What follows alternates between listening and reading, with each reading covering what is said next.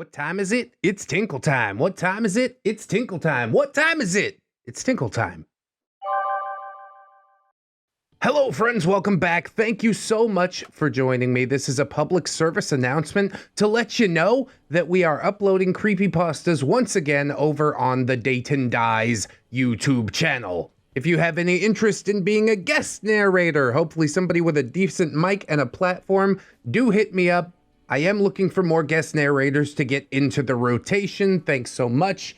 Additionally, while we're on the subject, I also wanted to say, hey, we're having a live stream after this premiere, so I hope that you'll join me over there. And if you missed the premiere, well, maybe the live stream's still going if you caught it close to upload time. Come and check me out. Thanks so much. And of course, a big welcome back to user Napalm Novocaine, who so graciously provided us with the bad date milkman story. Oh my god. It was ambrosia, so I am very eager to get into something else from her. And this one is called Go Smoke You Platinum Meth.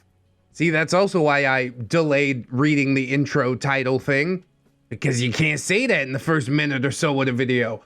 So I wanted to say a massive heartfelt thank you to ReddX for reading the milkman story. Oh no, it is I who should thank you, OP. An absolute banger.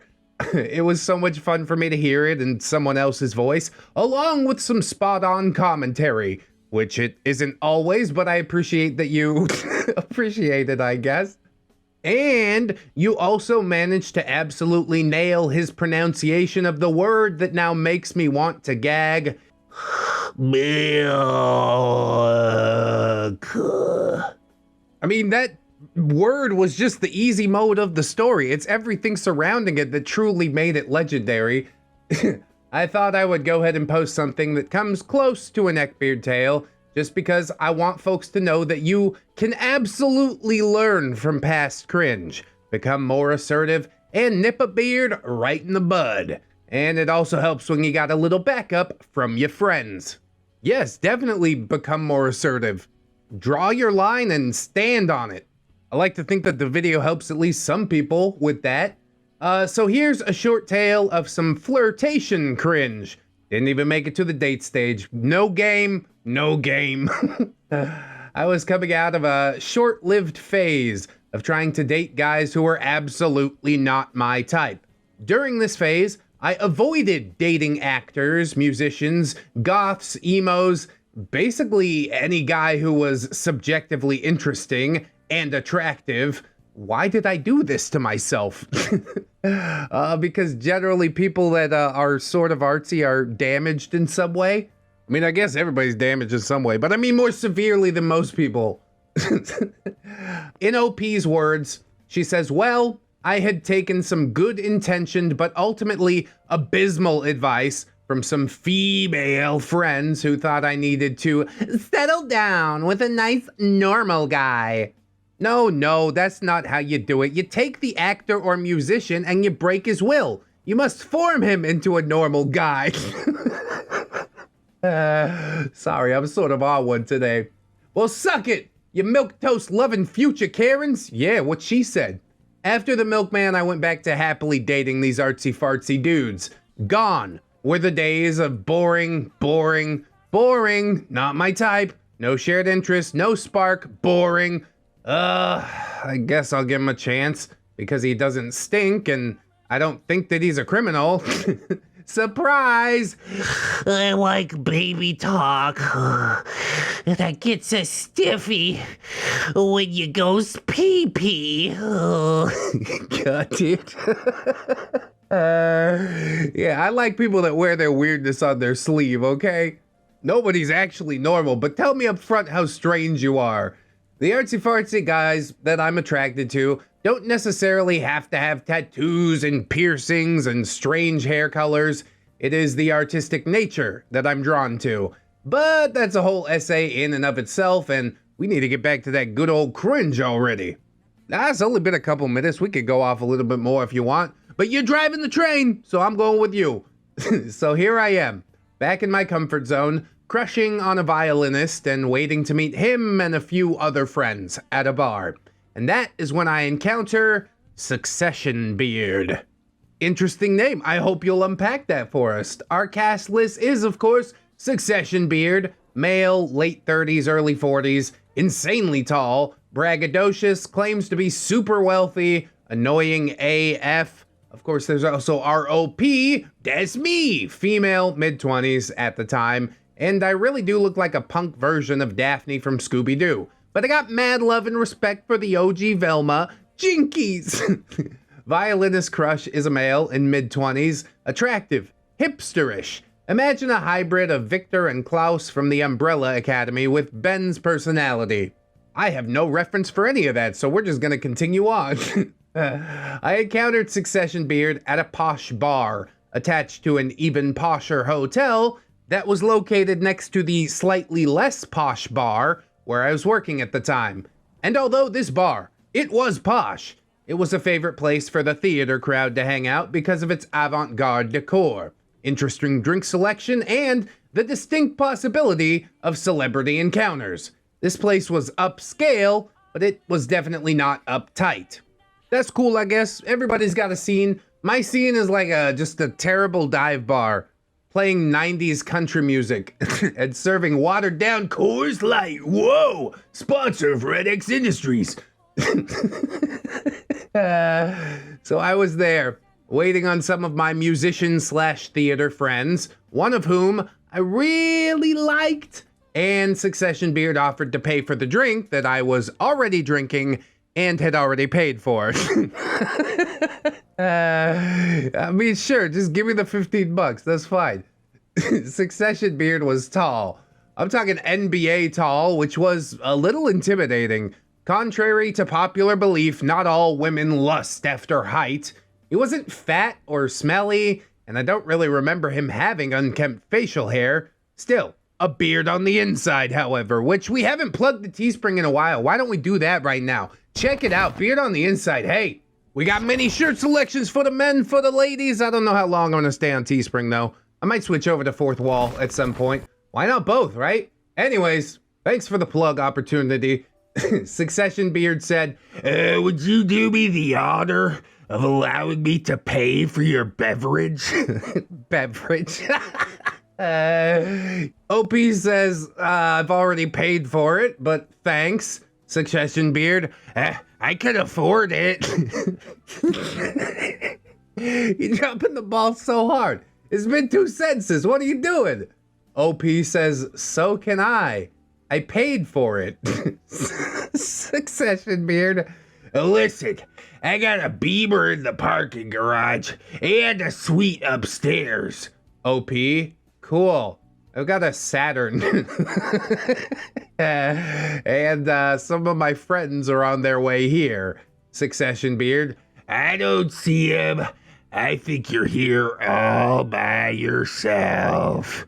Bro, creepy. Stop. Go harass an escort if you really want to be this way. At least they get paid for it, you know? OP says no. They're just finishing up a show. And I'd just like to have some quiet time before they get here. Succession Beard. Do you think I'm too good looking for you? Are you really that insecure? Oh, that's what it is. Thanks for pointing it out. Now I'll bang you to prove that I'm not insecure. I wonder if this has worked before. It probably has, is the pathetic part. I remember this guy looking like a tree frog in a suit. But I guess you gotta respect the confidence. Scratch that. Screw his overblown ego. He was not my type. And he is not actually confident either. Much like a tree frog, maybe. He's puffing himself up to make him seem bigger than he truly is. And that's totally science, just a fact. Promise swearsies. Go ahead and look it up. So OP continues. Not insecure, just not interested. Succession Beard. Ouch. You know, no woman has ever turned me down.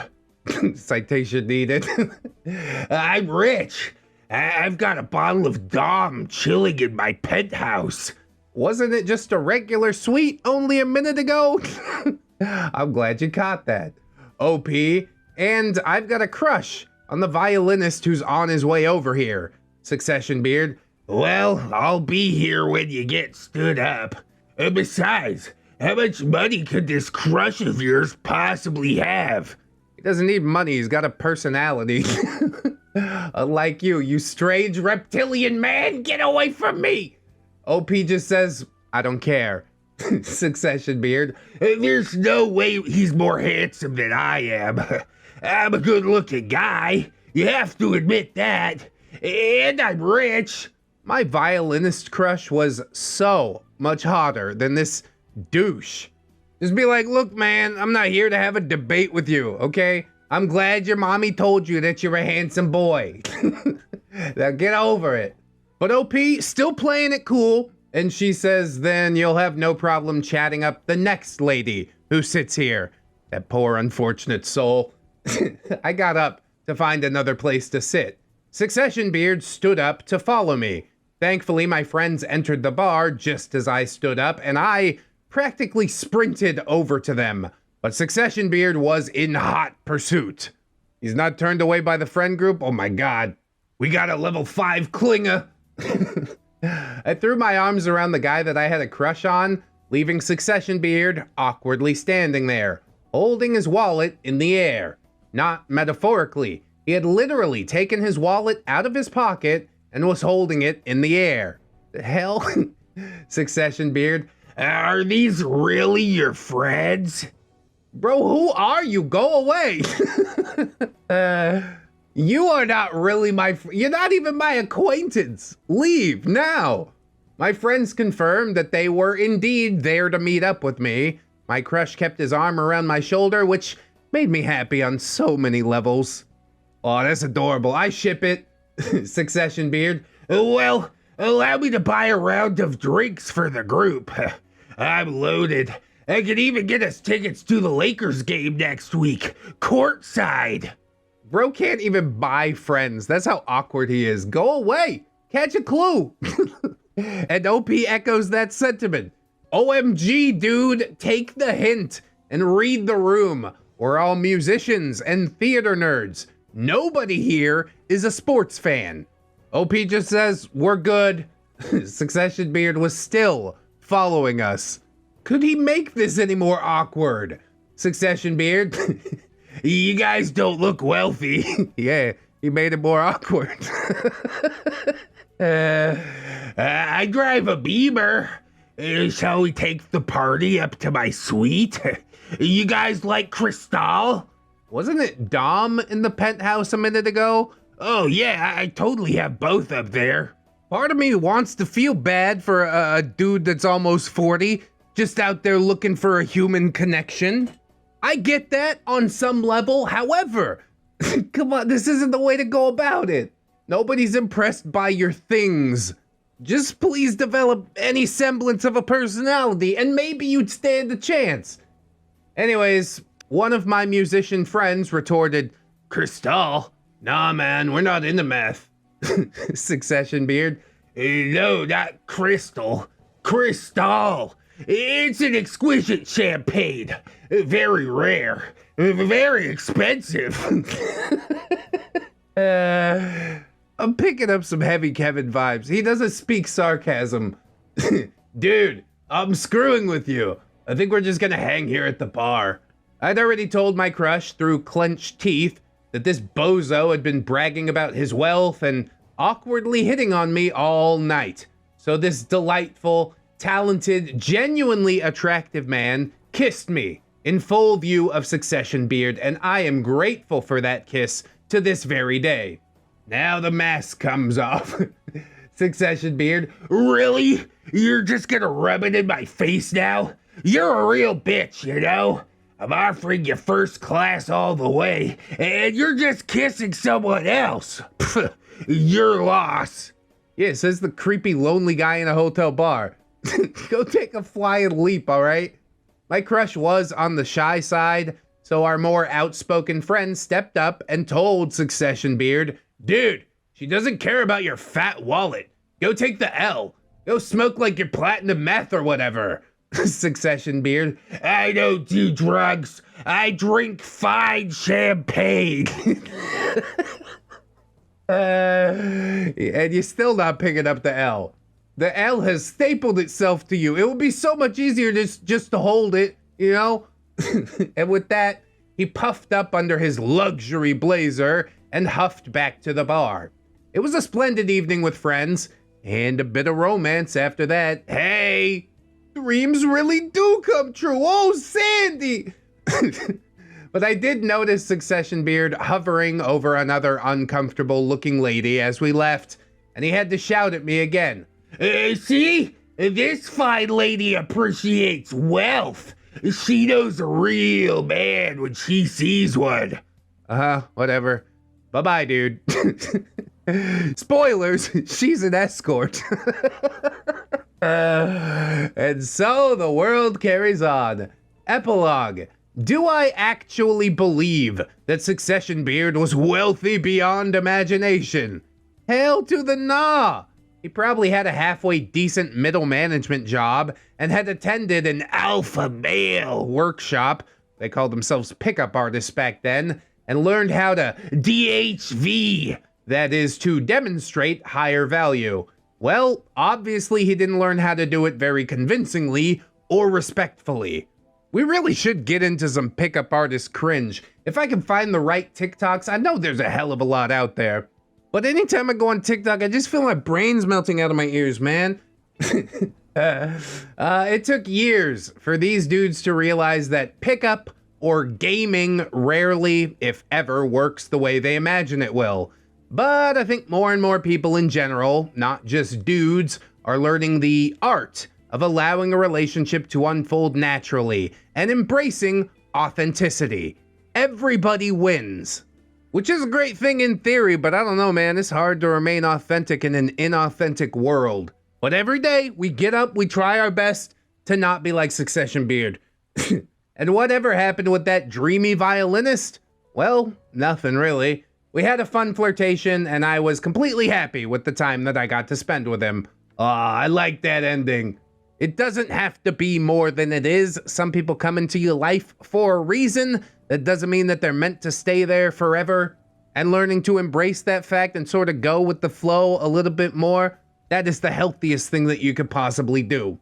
Succession Beard, well, I don't think he's ever going to have any inward reflection. Self-improvement is a constant process. He could change probably slightly, but I don't know, man. The older you get, the harder it is to teach the dog new tricks, right? I remain hopeful in some capacity at least, but this was a great story. I love it. Let's go ahead and see one of the other stories that ROP has posted, and we'll make it do what it do right now. Designated driver. The least fun role, but also the most crucial, really. Being the DD is kind of like being the DM for a tabletop game, right? Couldn't be me, but I respect the hell out of it. This is about the night that my friend stripped naked and peed in my car. Spoilers or something? Come on. Cast, we got OP, that's me. Female, early 20s at the time. For this story, all you really need to know is that I was the sober one that night. Tipsy McStagger, female, early 20s, tall, blonde, gorgeous, usually witty and feisty, at least when she was sober. For this story, all you really need to know is that she was the drunkest person that I have ever seen in my life.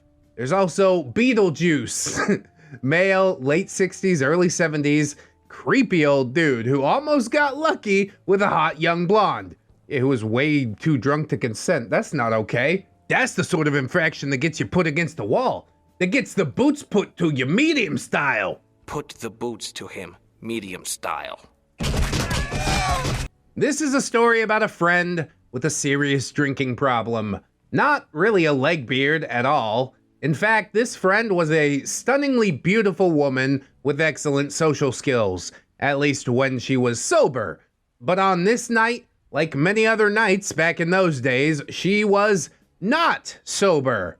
I've been there too many times, man. Early 20s is the time to do it, though, if you're gonna do it. Let's just call her Tipsy McStagger. I had met up with Tipsy at a bar that evening. Shocking. And she introduced me to a friend of hers who was quite fun to talk to. So I kind of lost track of Tipsy. her unfathomable alcohol intake, and her drunken antics for quite some time.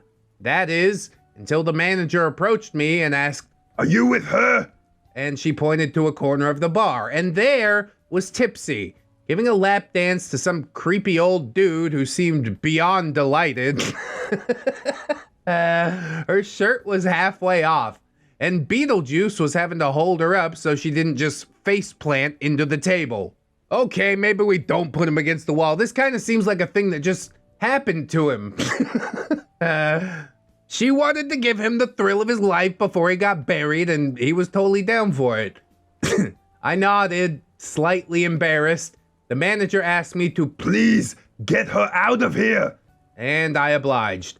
I said goodnight to my new friend, headed over to the corner of the bar, covered Tipsy's exposed chest, and pulled her away from Beetlejuice. His peen was out and at attention. Yuck. Yuck. Ugh. In the middle of a bar? What are you doing? But I guess way to go Viagra, right? Raising the dead? Some things were not meant to live, okay? OP. Tipsy, they're closing. We gotta leave right now.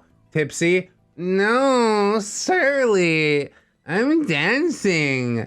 At this point, I should explain that Tipsy had recently broken up with her repugnant boyfriend. He was kinda cute in a mischievous way, but he was into hard drugs, drank heavily, no surprise, and he liked to hit. I will leave it at that. Poor Tipsy, she's broken inside. I could fix her. No, Tipsy was devastated by this breakup and was drinking away the remnants of yearning for this tweaking, drinking piece of human garbage. I never understood the attraction, but I do know that breakups can be hard, so I was trying to muster some empathy. It okay, don't be cry. Tipsy, slurring. I'm still too sad. I can't go home to an empty apartment. OP, sleep it off. It'll get easier, I promise. It was a struggle to get Tipsy to the car. She's considerably taller than I am, so it was an interesting balancing act. Have you ever tried to steer a drunk person? It's not easy, especially a drunk person that's bigger than you. It's not that hard if you could just pick them up. But I managed to wrestle her into the passenger seat and buckle her seatbelt. Tipsy's apartment was probably about 10 or 15 minutes from the bar, but I'd only been there once before, so I would need her help with navigation. I know what you're thinking. Wow, this is not going smoothly. Well, it's way worse than what you're probably imagining. Oh God, the old man followed her, didn't he? So I knew the general direction of Tipsy's apartment, so I drove down a familiar street. At that point, Tipsy seemed to have passed out. I reached over and put my hand near her face to make sure she was breathing. Okay, yep, all good. But this presented the problem of finding her apartment without her help. I was watching for a particular street when Tipsy let out an orgasmic gasp. Okay, yeah, good. She was awake. OP, hey, your apartment is on Redacted Street, right? Tipsy, yeah, screw me, stick it in. What the hell? Oh, balls. She was full on hallucinating, full-blown skex with that loser ex of hers. I was trying to watch the road, but Tipsy was thrashing and moaning and squealing in the passenger seat. Her legs were flying up into the air. Her arms were flailing, hitting me in the head a few times, of course. And then I hit a red light and finally glanced over. She was butt-ass naked, still gyrating, legs akimbo, moaning her ex's name. Well, this is more than a little bit awkward, isn't it? What does one even do at this point? She is not living in reality. I'm trying to operate a motor vehicle with a naked woman boning some imaginary man in my passenger seat. That's just the gear shift, honey. I was pretty sure that it wasn't entirely legal to thrash around naked in a car. I knew for a fact that it was illegal for dudes to jerk it in a car in view of passersby, but thanks to the double standard, well, the penalty was probably lighter for women doing the equivalent. Yeah, hey, you got the long end of the stick on this one. Phrasing. So, in the state where I live now, it's perfectly legal to simply be naked in a vehicle, although it is illegal to expose yourself and fly solo in a vehicle.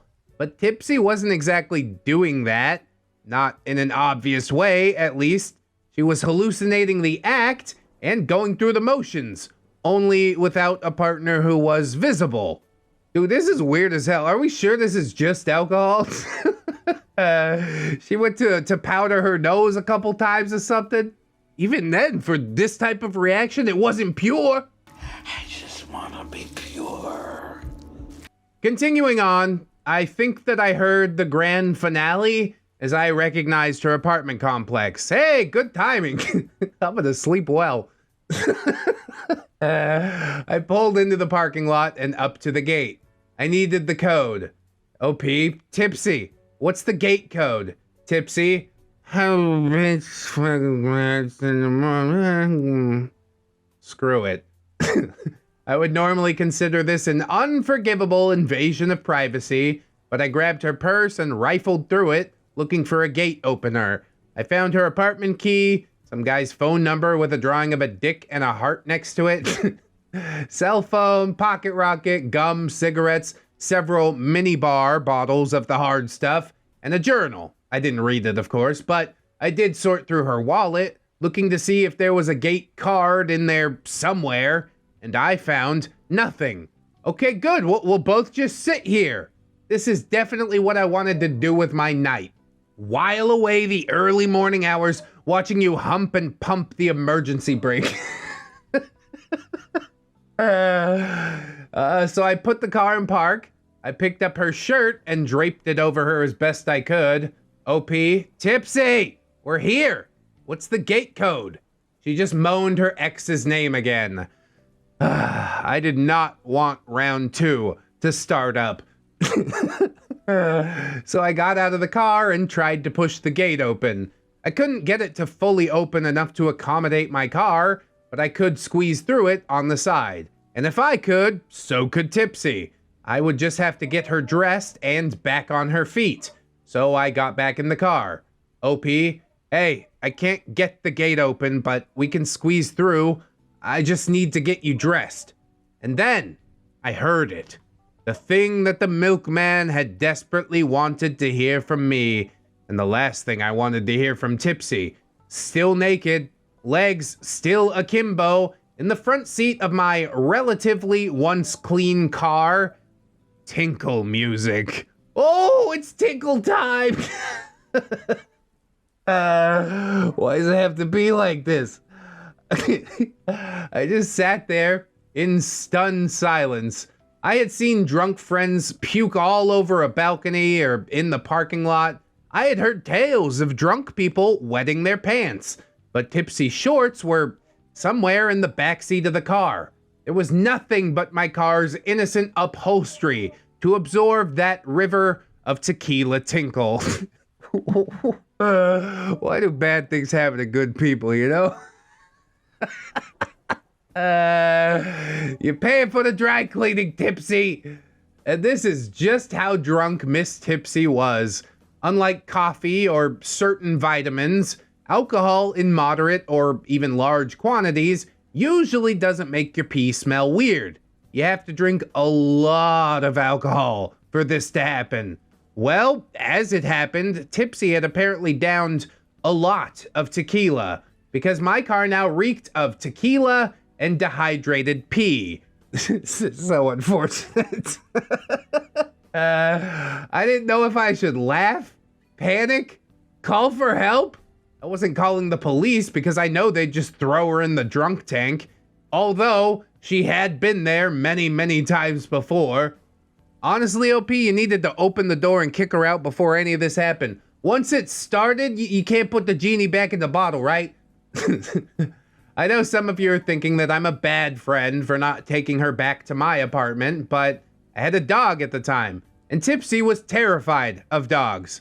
Well, male dogs, at least. The Red Rocket thoroughly creeped her out. Oh, but a 60 or 70-year-old man in a bar... Never mind. There was no way that I was subjecting my sweet little male fox terrier to a scared, irrational, naked, drunk woman. Honestly, I probably could have used the guy's help to muscle the gate open and carry Tipsy inside, but the only male that I could think of whom I trusted not to take advantage of a stark naked, shockingly drunk young woman was my dad. And my parents lived in another state at the time, so I ultimately decided that I could do it by myself. It's probably a good call. The dude's probably gonna be like, oh, I'll stay and watch her. Although if that's the case, if that's something you gotta worry about, you gotta take a good look at your circle of friends.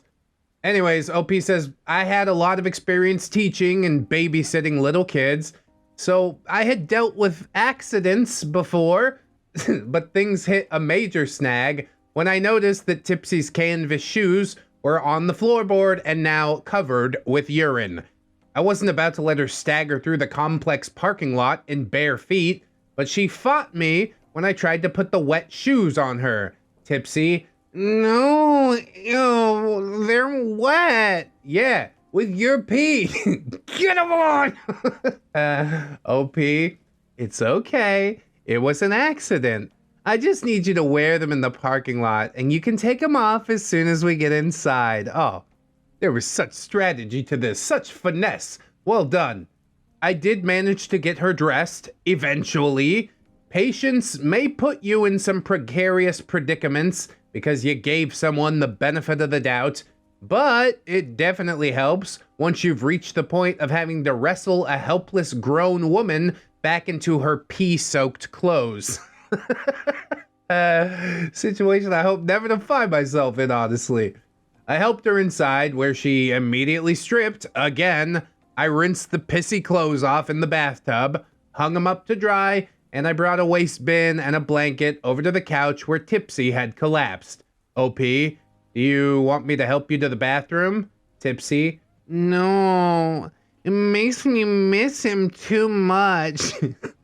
What? OP, well, how are you feeling? Tipsy, wanna sleep. OP, alright then. I'll call you tomorrow to check in. I left her purse near the couch and put her cell phone within arm's reach. I'm probably a bad friend for not staying the night, but I was past my limit with babysitting this particular drunkard, and please don't think I'm trying to portray myself as some abstinent angel who has never touched liquor. I like to drink as much as the next person. I puked in the parking lot after drinking a shot called Four Horsemen. I had to leave a medieval festival in a rickshaw once because I couldn't handle the wine tasting. I even had to make the call of shame to my parents when I got stoned at a music festival. Fortunately, my parents are cool.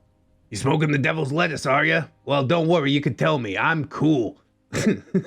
But holy hell, I've never been so drunk that I got naked, banged my imaginary ex, and then peed on myself. When I called Tipsy the next day, she didn't even remember that we had gone out and was extremely confused by my concerned tone.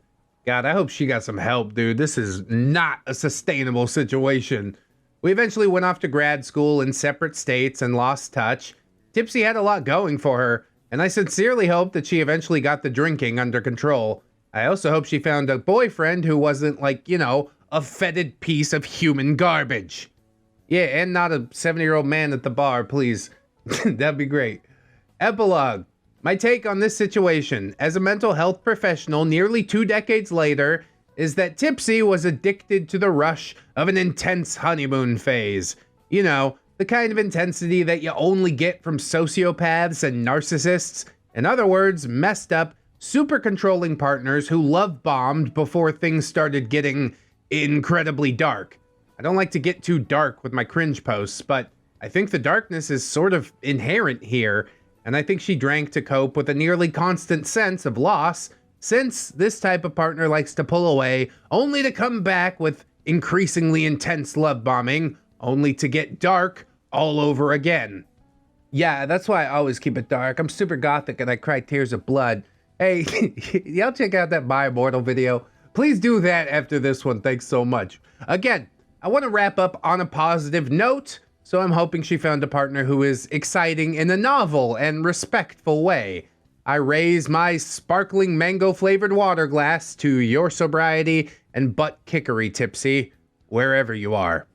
Yeah, that does kind of go out on a somber note, doesn't it? Oof.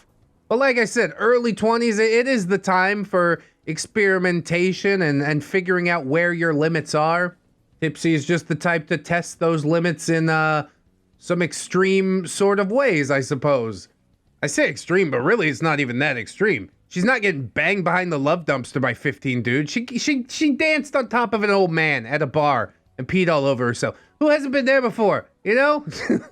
I'm way past that point now, thank God. But a decade ago, I don't know, I can sort of see it. I hope you enjoyed the episode, friends. Like, comment, subscribe. Let me know what you thought. Share the video around. I appreciate all of those things. Watch The Milkman, The My Immortal, if you haven't quite yet. There's also Plague Dr. Green Text. Oh, so much good stuff going on. Follow me on some social medias if you would like. I'd appreciate the heck out of that. Twitter, TikTok, Discord. That's the places I usually am, but I'm all over the place. Thank you to my Patreon patrons, my YouTube channel members who will be thanked tomorrow. And also, please, for the love of all that is holy, join me on the live stream after this premiere. We broke ChatGPT. It's going to do a bunch of crazy stuff. It's going to be a lot of fun. I hope you guys will come through. Thank you as always for watching, friends. Come through tomorrow as well. Keep yourself safe. Wash your hands. Always remember, friends, that you are loved. You are worthy. You definitely deserve it. And I shall see you in the next one. So until then, bye-bye. It's only worth it if you work for it. I won't stop till they hear me now. I won't stop till I wear the crown.